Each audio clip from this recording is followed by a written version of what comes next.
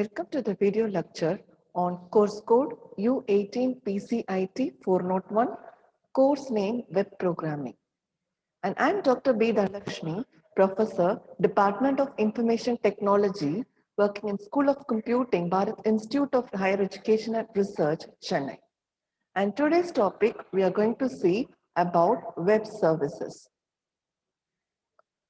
So first we will see what are web services.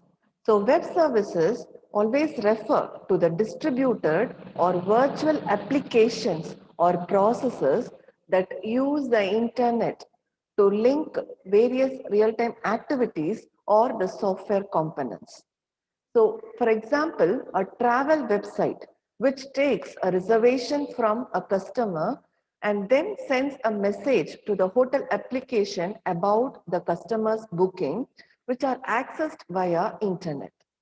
And to determine if the room availability, about the room availability and the booking information, and tells the customer, he or she, whether the reservation is confirmed or not. So similarly, we can go for airline ticket reservation, railway ticket reservation, and so on. So we can say a web service is an application or data source that is accessible via a standard web protocol, that is HTTP or HTTPS. Unlike web applications, web services are designed to communicate with other programs rather than directly with the users. So here the web services communicate with the other programs only and not directly to the users. So here now we will see about web service application. So it is a client server application, and here the method of communication between the two devices over the network. And here it is a collection of standard or protocols for exchanging information between any two devices or the application in the distributed network. And web service is a software system for interoperable mission where we can see mission-to-mission information exchange. Now we will see about the types of web services. So there are two types of web services, namely RESTful web services, SOAP web services. So RESTful web services represents the representational state transfer, which is developed by Roy Thomas Fielding, who has developed HTTP. The main goal of the RESTful web services is to make the web services more effective and friendly to the users. RESTful web services try to define the services using the different concepts that are already present in the HTTP standard. And REST is an architectural approach, but not a protocol. Next is SOAP web services. Here, the simple object access protocol, which is SOAP, defines the standard XML format. It also defines the way of building the web services. We use Web Service Definition Language, that is WSDL, which is used to define the format of the XML request and XML response. And now we will see about the web services framework. So in this web service framework, we have the following activities, that is describe, expose, invoke, respond, and manage or govern. So describe activity, which are accessible descriptions of the functionality and attributes, so other applications can determine how to use it. Expose activity, which services the register in a repository providing. And here the business information, which holds the basic service provider information like name, address, telephone number, etc. And the service information like yellow pages, which lists the groups of services by category. And here the information that are exposed includes the binding information, which is referred as the green pages, which describe how to connect and use the services, URLs, method names, argument types, and etc. And the third activity, which is invoke, here the service will be invoked from any remote server. That is, the application can be a remote application which can be located in any remote machine. And next activity we are going to see in this web service framework is respond activity.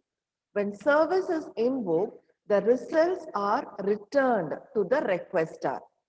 And here the response from the server will be represented to the client machine. And the last activity in the web service framework is manage or govern. Here, the structure is provided and the process control is taken care. And here is the framework diagram of the web services where we can see the client and the provider which are in the repository of the web services. So here the web service framework provides the protocols and processes for the providers to register in the distributed system and even the clients to discover and use the web services. And there will be a firewall which protects the web services from the corporate network. And we can use either SOAP service or the RESTful web services for retrieving data from the network. So XML and SOAP provide an open-ended data exchange mechanism for the web.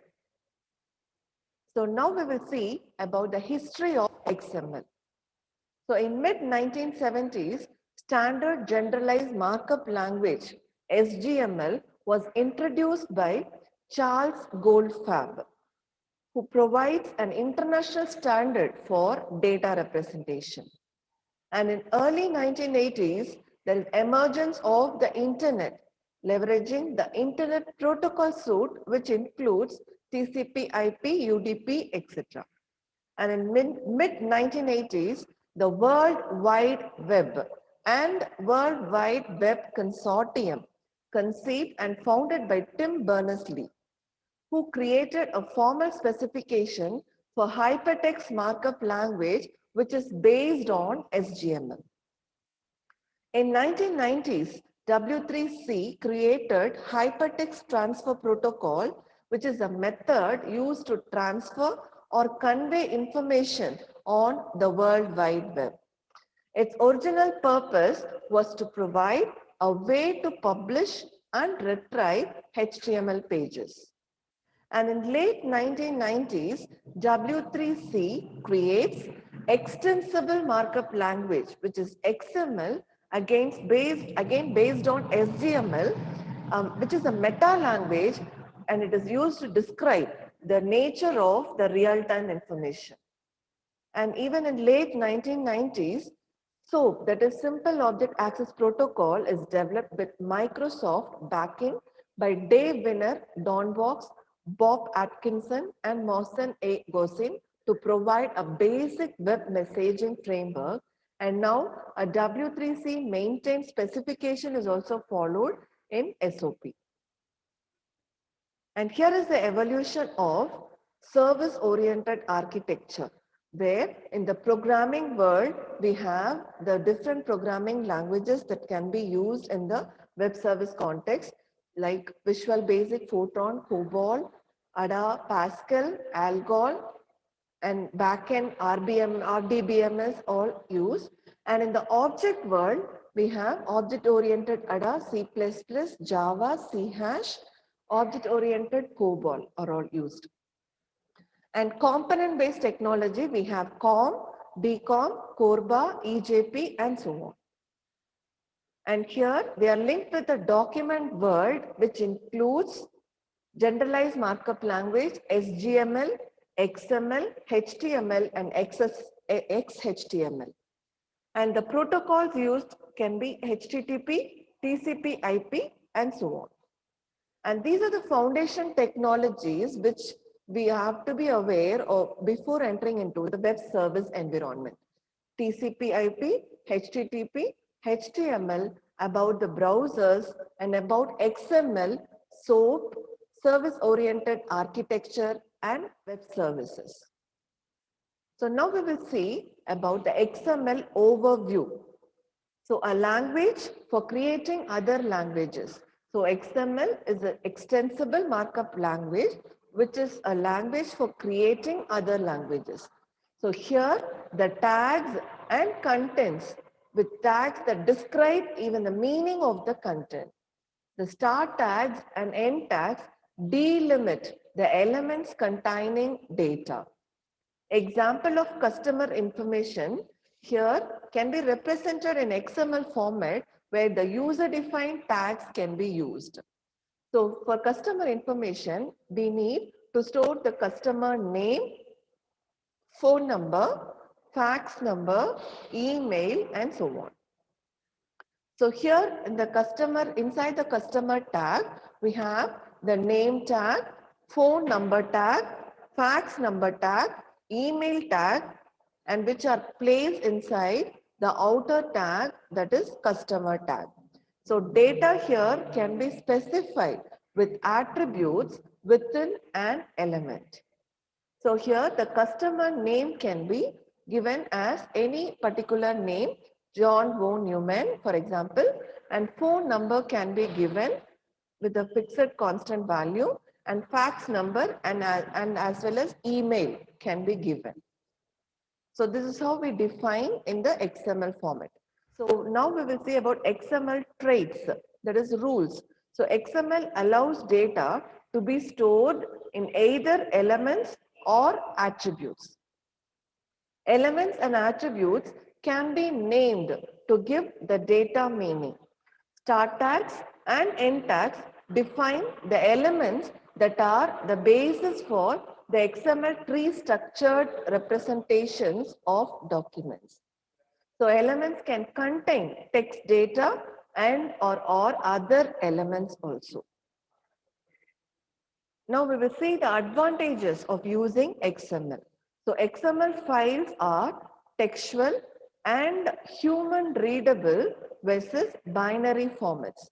So XML is widely supported by the industry tools for all developers and the web browsers, databases, application environments, and operating systems.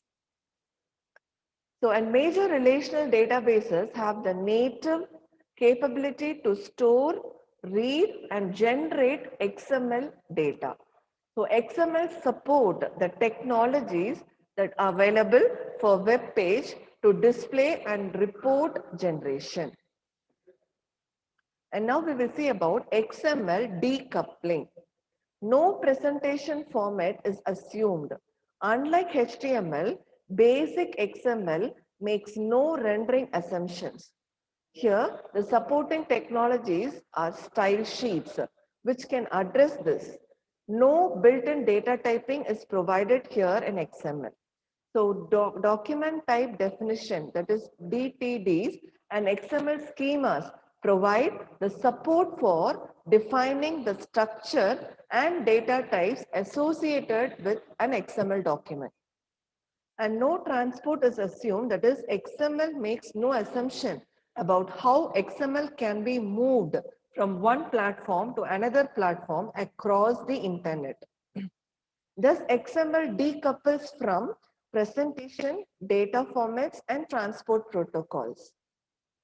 Now we will see about the XML specifications, where the XML documents involves DTD, that is document type definition, XSD, that is extensible schema definition, then XPath, XSL, XSLT, and XQuery, where each component will be connected to other component, okay, independently. And here the XML technologies we'll be discussing now. First, structure and data types used in XML technology, that is define how specific the XML documents should be structured. That is, we use document type definition as a standard one for XML document structuring. And XML schema definition language, that is XSD. XML schema definition language, and here the DTD flows from SGML word, that is standardized generalized markup language. So we specify what elements and attributes are valid for a particular instance. Here, DTD has limited ability to specify data types. An XML schema is a W3C initiative, that is World Wide Web Consortium. Okay, it's an initiative of the World Wide Web Consortium, which has more precision than DTD. So XML presentation technology includes extensible style sheet language and XSL formatting objects which support the XML for various output media. Then XHTML, a modular XML conformant replacement for HTML. Cascading style sheets are there for controlling display properties of HTML or XML in web browsers. XForms for collecting data from web forms and returning XML tags. Voice XML is also there for delivering the content to voice-enabled services.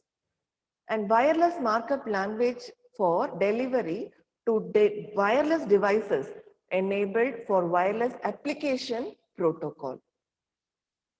And now we will see about XML schemas in detail, that is DTD and XML schemas both define the structure of XML documents which are used to validate the form of specific XML formatted instances. DTD always focus on structure, element and attribute definition. The data typing is limited to text, which is based on SGML standard. So XML schema is a newer W3C standard providing for structure and detailed data type specification. For example, it can be binary, float, decimal, boolean, integer string, any type. And here is an example for XML where we specify first initially with the XML tag where we give the version 1.2 or what version we are using, that we have to specify. The XML declaration is first markup line and specifies the version being used.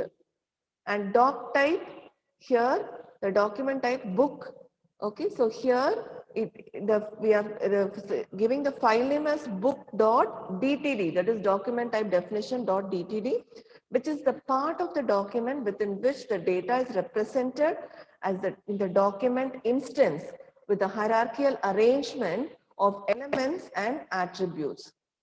And here the book and category are given in the book tag, which is an XML tag where the user defined tag.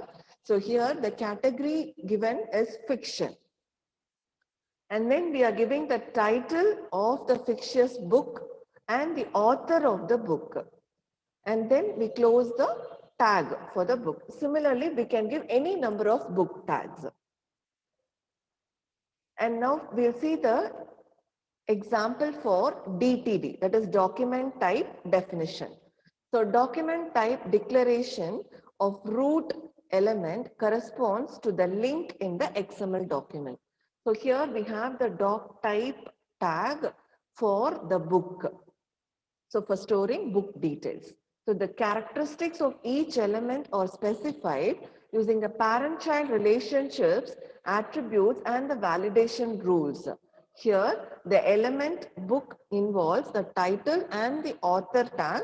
So, and the attribute list, the category is given as fiction, non-fiction,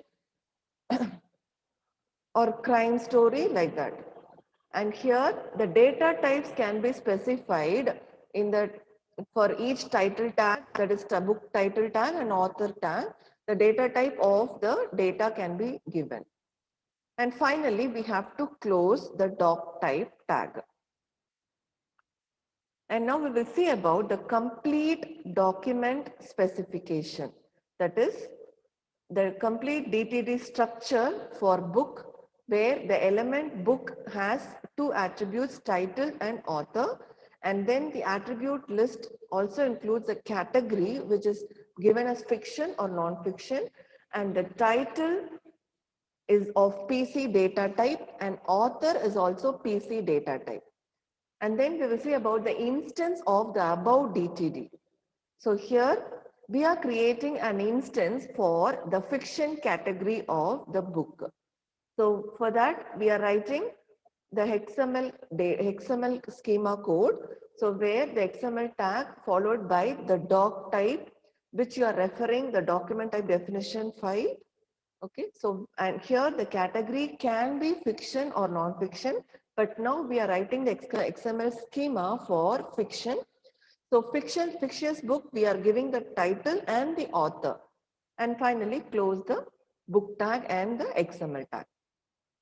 Now we will see what are the namespaces, element and attributes. The attributes cannot be further subdivided always into sub-elements, but elements can always be subdivided. Use elements if data may need to be subdivided. And programs processing XML may have to call special modules to handle attributes introducing complexity. The attributes are more compact and readable. So element and attribute names are distinguished from the same names in different contexts by prefixing a URI, that is Uniform Resource Indicator, which is given as namespace name. And here the tagging can be given as an implicit or explicit using abbreviations. So here is an example for namespace, which is given as a URI, that is Uniform Resource Indicator, and followed by the book tag, and the title of the book is given. And then you can give similarly, we have another example where the namespace is www.music.com, and we are giving in the album title, okay? So, and where the XML schema tag is also given. And here is an example for XSD, that is XML schema definition, that is XSD schema where the namespace is given with a complete address of the particular file, and element name is book and complex type here, and then the sequence is given where the first sequence is title and the second sequence comes the author. So then the attribute name you are giving category, and here in the category we have two categories which are fiction, which is the enumeration value, and another enumeration value is non-fiction. So this is the simple type, and even here we can add any number of categories of books inside the schema definition. So finally end the XSD element tag and the schema tag after describing the attribute. And here are the more XML technologies where we can see the DOM or SAX, that is program manipulation technologies, document object model, and DTD, an XML schema which involves the structure and data typing, and then RDF, which is semantic web, and CSS, XSL, XHTML, XForms, voice XML, all these are presentation technologies. And XML and namespaces involves all these components, that is XML manipulation technologies, program manipulation technologies, structure and data typing, semantic web, presentation technologies. And here are the more XML technologies listed. That is, we already saw in the diagrammatic representation, that is program manipulation technologies, which are SAX and DOM, right? Document object model, and SAX, simple API for XML. So document object model, it provides a neutral platform and a language independent interface, which is defined by W3C, that allows the programs and scripts to access and update the content structure and even the style of the documents. And next, SACS, which is a simple API for XML, provides a collaboratively developed standard interface, which is mainly for XML parsing. And here it can be manipulated using various interfaces like tree-based interfaces, event-based interfaces, and class-based interfaces. XML manipulation technologies here which extract and transform, that is XML, in different ways. Key for server-based XML, that is B2B processing. XSL transformation, that is which transforms the XML from one format to another format. And here a DOM tree is transformed to an XML document. And we have XPath and XLink, XQuery, where XPath supports the navigation facility through an XML tree structure which finds the path for any particular element or subtree. And XLink supports the creating and describing links between resources, which enables the links that go beyond the simple unidirectional links of any web resource.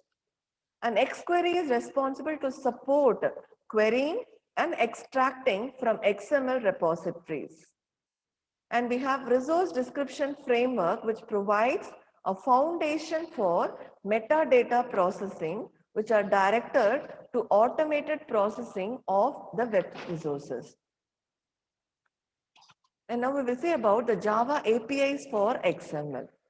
So document oriented and procedure oriented.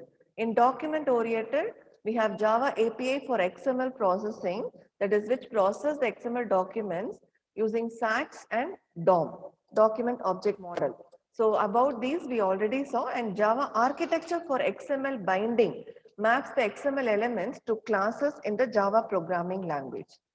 And in procedure oriented, we have Java API for XML messaging, JAX-M, that sends the SOAP messages over the internet in a standard way. Java API for XML registries provides a standard way to access the business registries and share information across the network. And we also have Java API for XML-based RPC, which sends the SOAP method calls to remote parties over the internet and receives the results. And here is the example given for SACS API example, where the SACS parser factory class is used, for which we are creating an instance. And for that instance, you are initializing and calling the parse function where the XML file is going to be parsed. And first we define the function start element, where we are giving the element name to be started, and the element name you are going to check if it is equal to name and price. Okay, so this will be done in the start element function, and followed by characters function, which converts any given data into characters. And here is a SACS parsing example where the price list of each and every item, okay, and the name of the item and the price of the item is given here inside the price list XML tag. So the next invocation of start element will be, you are checking whether the name is true or not. And next invocation of characters, it will check whether the given attribute set is true or not. And here it will check the name and even the price of the items given in the price list. And here we'll see about the XML to be transformed. So transformed XML, that is XSL transform, where we give the namespace, and here the inventory, we have an inventory XML tag where we give the book categories, okay, and each category involves the title of the book and the author of the book.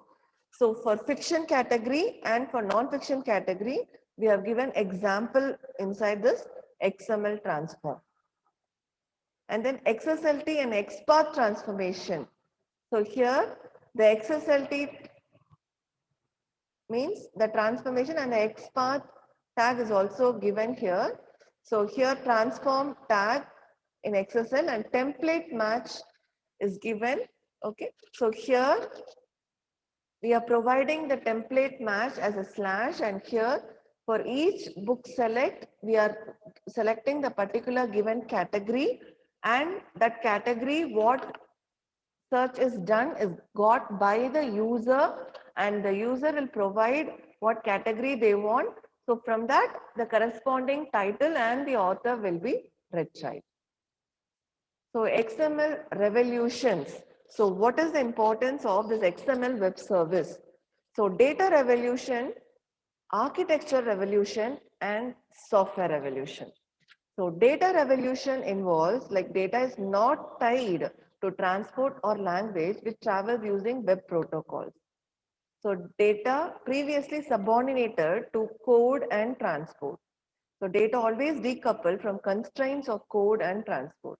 And it also has its impact on the architecture revolution, that is loosely coupled systems which are centered around the web and message oriented middleware. And here Java remote method invocation is done. That is, even in the distributed system, the application which is present in the remote machine can be accessed and can be accessed from the client machine. So Microsoft COM, that is distributed component object, DCOM, or also can be implemented here using XML web service. And common object request broker architecture, CORBA, is also involved in the XML revolution. So software revolution simply involves the design and the power of combination and collaboration that happens in the distributed environment. Previously, large systems built from detailed specifications, and now assembled systems with capability emergence. Thank you for listening.